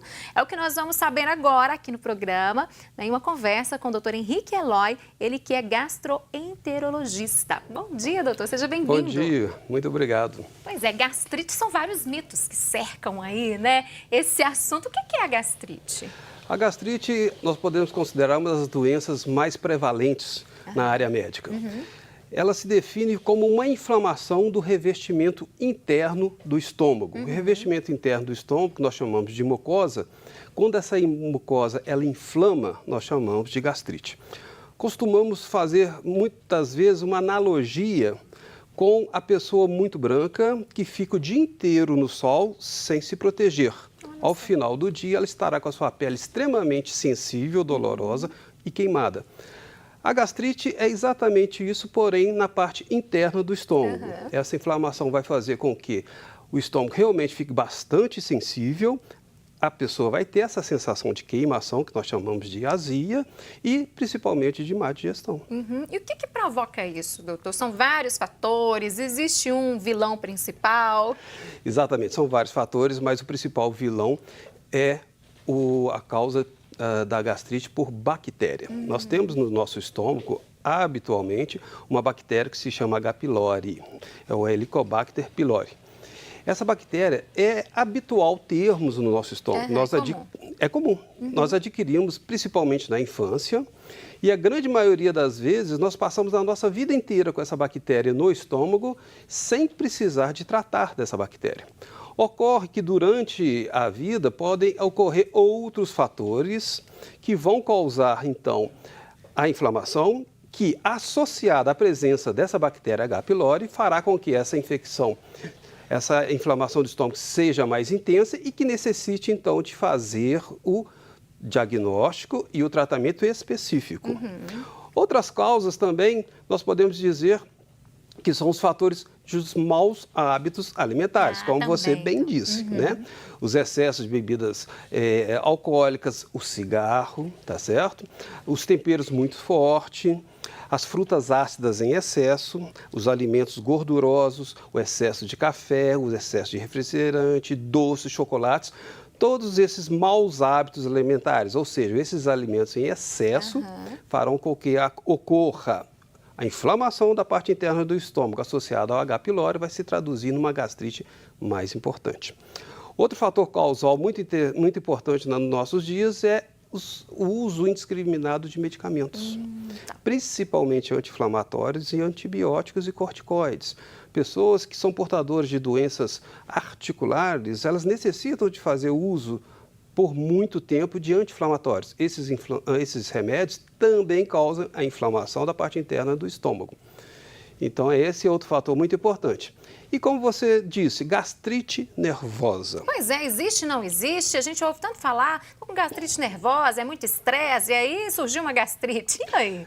Toda vez que nós temos uma alteração importante do nosso lado psicológico, seja estresse, preocupação, ansiedade, nervosismo, nós produzimos mais cortisol e adrenalina. São 2 hormônios que causam uma série de alterações em nosso corpo e causam também o aumento da produção de ácido no nosso estômago. Interfere diretamente, então. Interfere diretamente. Mas hoje nós evitamos de falar em gastrite nervosa porque ela não se traduz exatamente numa doença.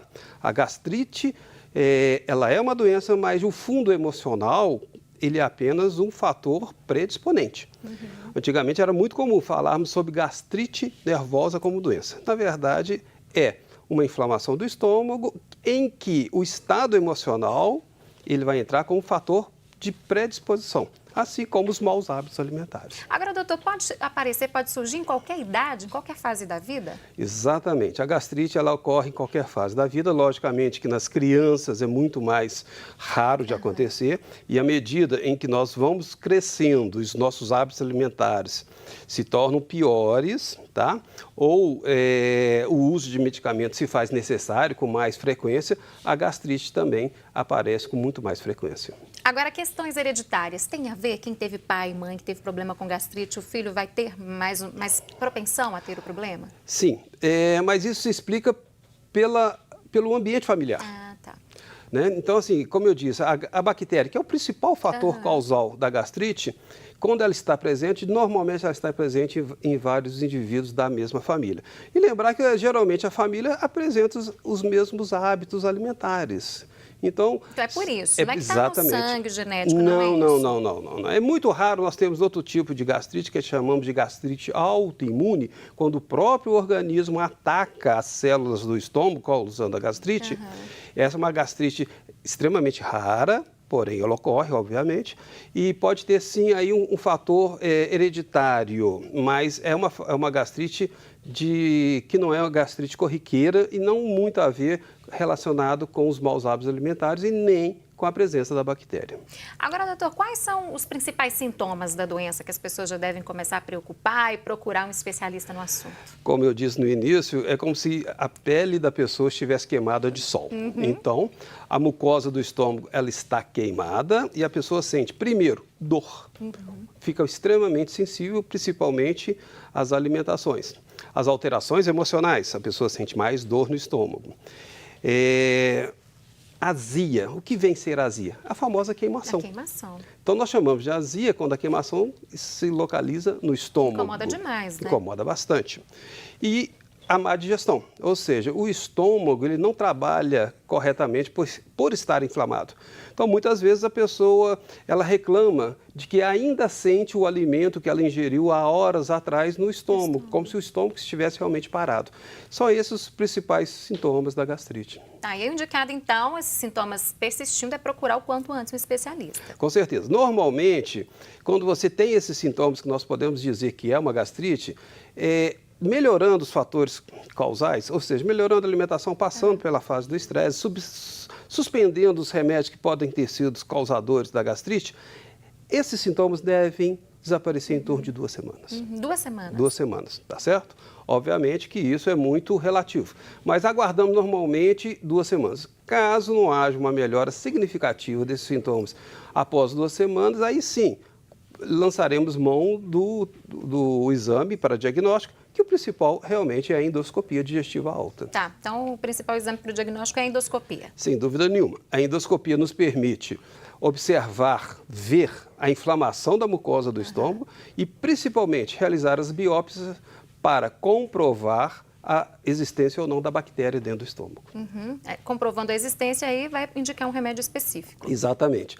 Comprovando a existência da bactéria e estando a gastrite em grau avançado, então nós faremos o tratamento específico para erradicar, ou seja, acabar com aquela bactéria e também para diminuir a produção de ácido do estômago, para diminuir a inflamação. E aí, paralelo a isso, a pessoa também deve ter alguns cuidados com a alimentação neste período de tratamento, doutor? De suma importância, né? Não adianta você dar apenas a medicação e a pessoa manter os seus maus hábitos alimentares, tá certo?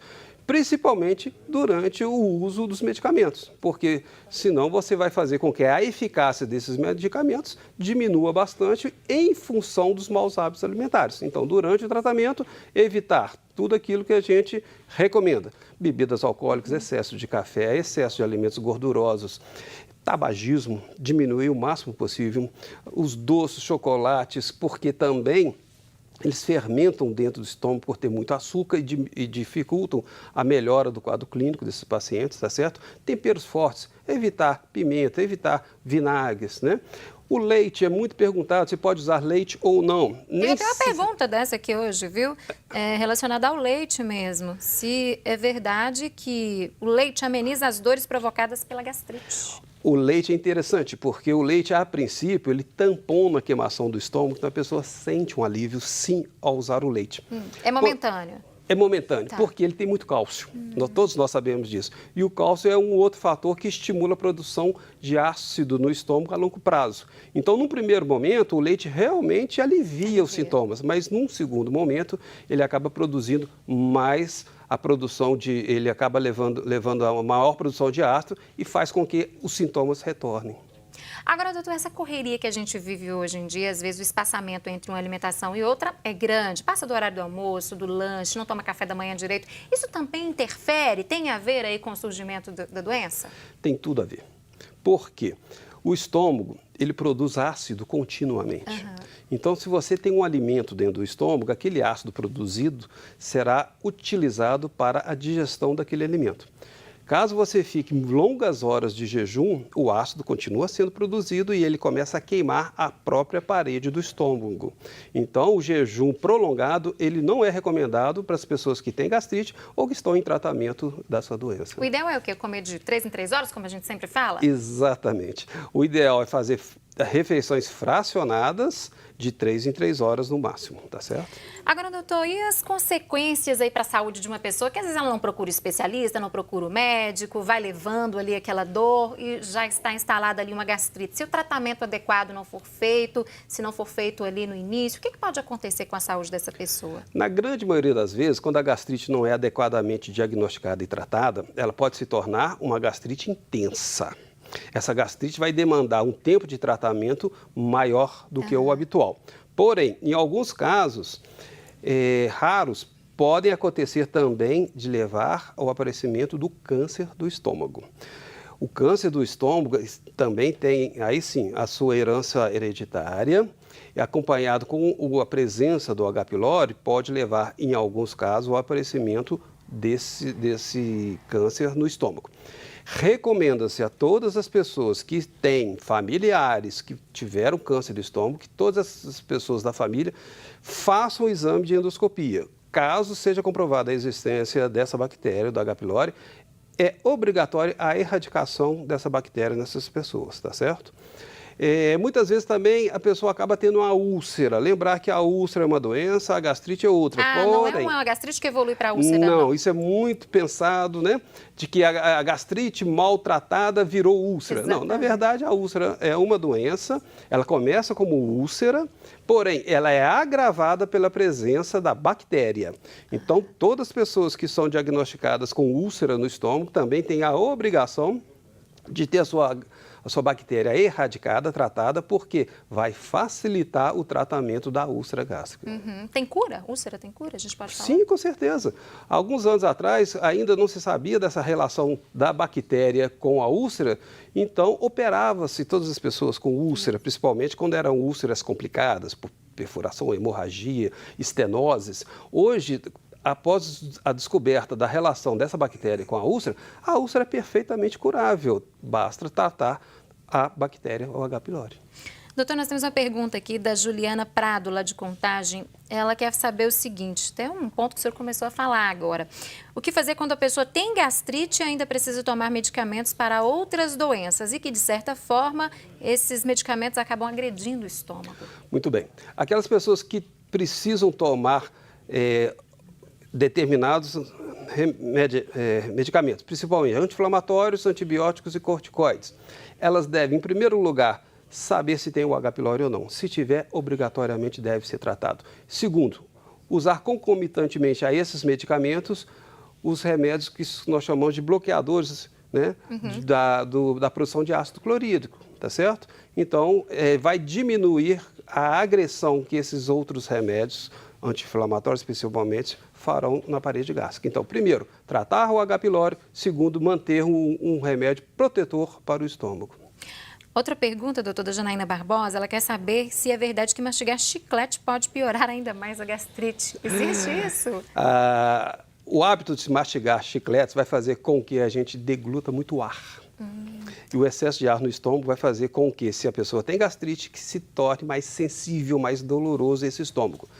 Não é um fator causal de gastrite, mas é um fator de piora dos sintomas, você engolir muito ar, que é o que acontece com as bebidas gasosas, você conversar demais, você mascar muito chicletes. Aquelas pessoas também que fazem as refeições ali correndo, em pouco espaço de tempo, exatamente, também podem ter problemas? As refeições elas devem sempre ser feitas de forma devagar, a mastigação tem que ser perfeita, evitar conversar muito durante a refeição e, especialmente, tomar líquidos durante a refeição, principalmente os gasosos. Atividade física interfere também nesse processo aí? Não, a atividade física ela só tem benefícios para o organismo e, com certeza, não tem nenhum malefício em relação ao estômago. Ingestão de líquidos após as principais refeições, já ouvi muito falar sobre isso, né? Tem alguma relação também? Faz algum mal?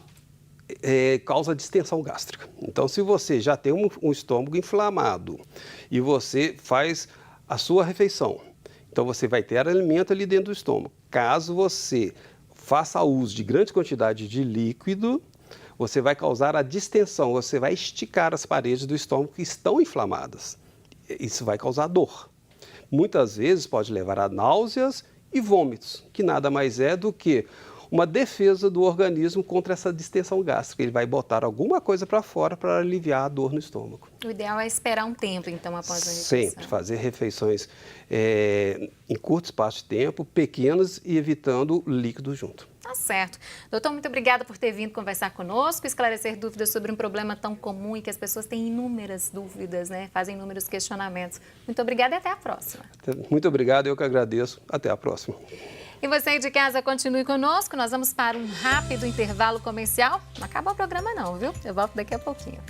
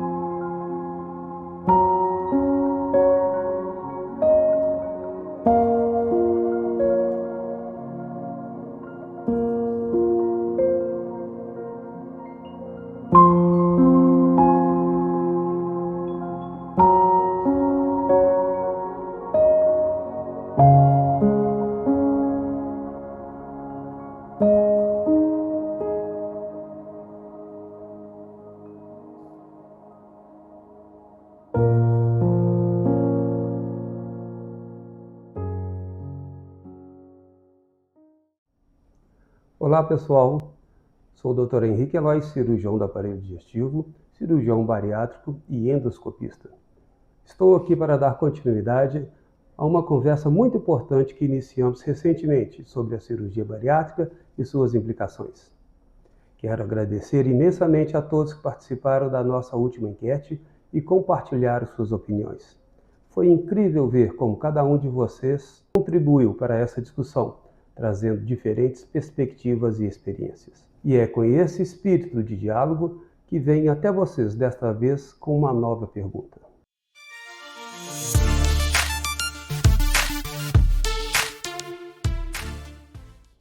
Quantos meses ou anos faz desde a sua cirurgia bariátrica?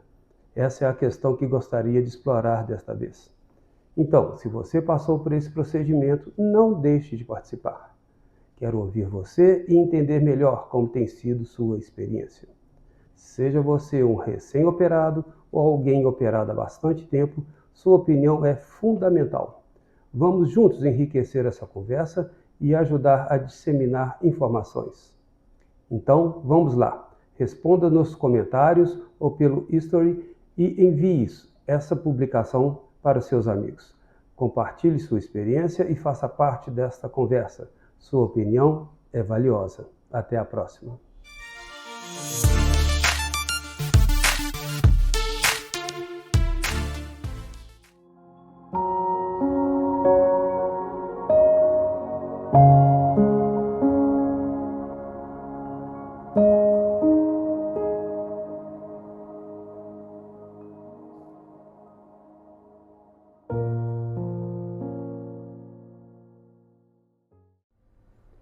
Olá pessoal, vamos falar sobre a importância dos acompanhamentos médicos pós-cirúrgicos na cirurgia bariátrica?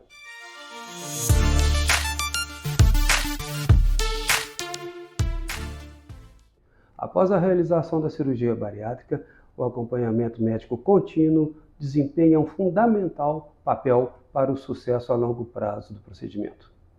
Não se trata apenas de uma etapa pós-operatória, mas sim de um compromisso contínuo com a saúde e bem-estar do paciente.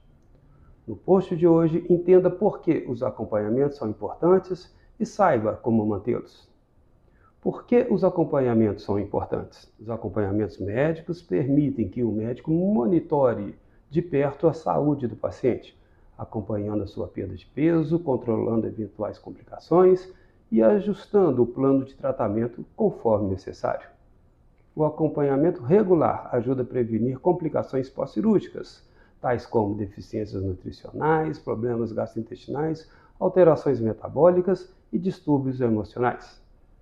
Os pacientes recebem orientações nutricionais personalizadas para garantir uma alimentação equilibrada e adequada às necessidades pós-cirúrgicas, promovendo assim uma perda de peso saudável e sustentável. A cirurgia bariátrica pode desencadear mudanças emocionais significativas. Os acompanhamentos incluem suporte psicológico para ajudar os pacientes a lidar com questões tais como autoimagem, relacionamento com a comida e ajustes no estilo de vida. E como manter os acompanhamentos? Mantenha um cronograma de consultas conforme recomendado pelo cirurgião bariátrico e sua equipe médica. Participe de grupos de apoio ou comunidades online com outros pacientes bariátricos para compartilhar experiências e obter suporte emocional. Siga todas as orientações médicas, incluindo prescrições de vitaminas, suplementos, restrições alimentares e atividade física. Não hesite em entrar em contato com a sua equipe médica se tiver dúvidas, preocupações ou sintomas que precisam ser discutidos. Os acompanhamentos médicos pós-cirúrgicos são uma parte essencial do processo de recuperação e manutenção após a cirurgia bariátrica. Ao seguir as orientações médicas e permanecer comprometido com seu próprio bem-estar, os pacientes podem alcançar resultados duradouros e uma melhor qualidade de vida. Muito obrigado e até a próxima!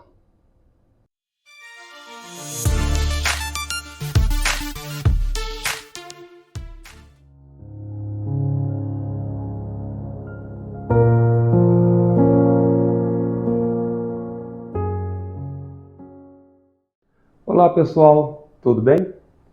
Manter uma boa saúde digestiva é essencial para o bem-estar geral. Confira essas dicas simples que podem fazer uma grande diferença.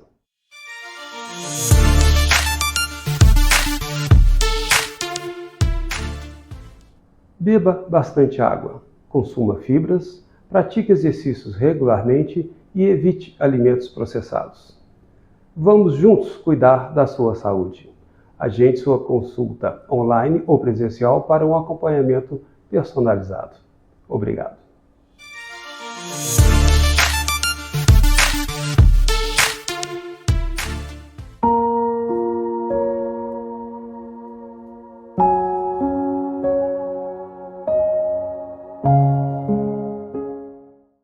Olá pessoal, tudo bem?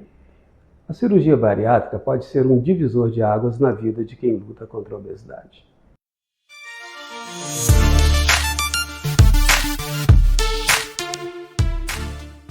Ela proporciona importantes benefícios tais como a perda significativa de peso e melhora das doenças associadas e da qualidade de vida. Vamos conversar sobre como esse procedimento pode transformar a sua vida? Agende sua consulta online ou presencial. Obrigado.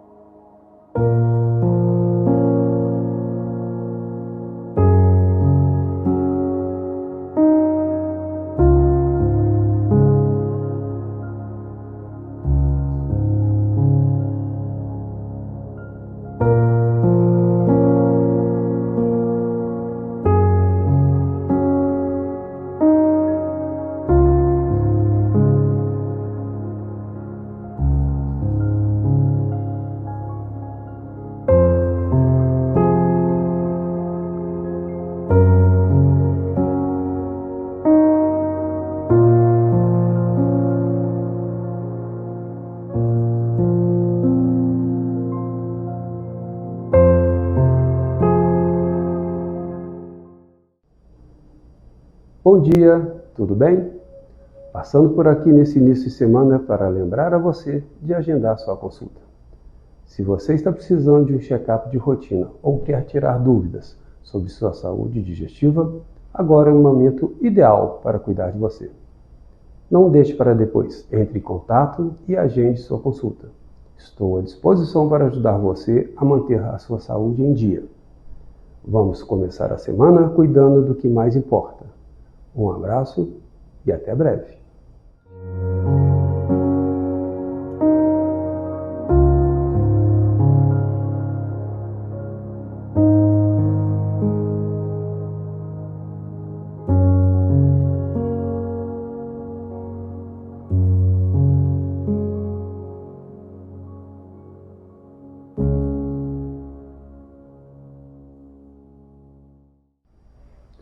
Bom dia a todos. Hoje quero lembrar que tanto no meu consultório quanto no Hospital Horizonte, aceitamos diversos planos de saúde para facilitar o seu atendimento. Se você está em busca de consultas ou procedimentos, fique tranquilo. Na legenda desse post você pode conferir os planos de saúde que atendemos. Se o seu plano está entre eles, entre em contato e agende sua consulta de forma rápida e segura. Qualquer dúvida é só mandar uma mensagem. Estou à disposição para cuidar da sua saúde. Um abraço e até a próxima.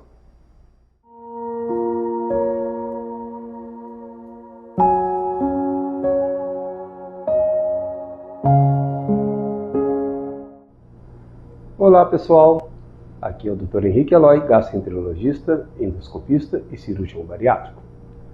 Hoje estou abrindo a nossa caixa de perguntas e essa é a sua chance de tirar qualquer dúvida sobre saúde digestiva, cirurgia bariátrica ou qualquer outro assunto relacionado à minha especialidade. Então, se você tem alguma pergunta ou curiosidade, não deixe de participar. Vou selecionar algumas perguntas para responder nos próximos vídeos. Fique à vontade para perguntar, porque eu estou aqui para ajudar você a entender melhor sobre o seu corpo e sua saúde. Deixe sua pergunta aqui e fique de olho nas respostas. Um abraço e até breve. Olá pessoal, hoje vou esclarecer uma dúvida que recebi na caixa de pergunta. Após a cirurgia bariátrica, existe uma meta de perda de peso mês a mês?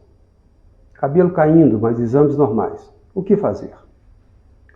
Após a cirurgia bariátrica, não existe uma meta pré-estabelecida de perda de peso por mês.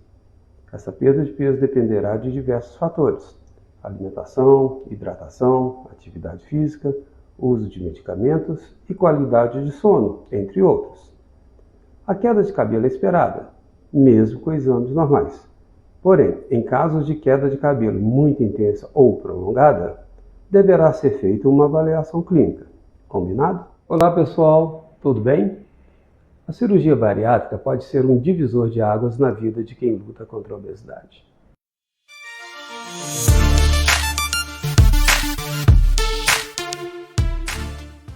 Ela proporciona importantes benefícios tais como a perda significativa de peso e melhora das doenças associadas e da qualidade de vida. Vamos conversar sobre como esse procedimento pode transformar a sua vida? Agende sua consulta online ou presencial. Obrigado.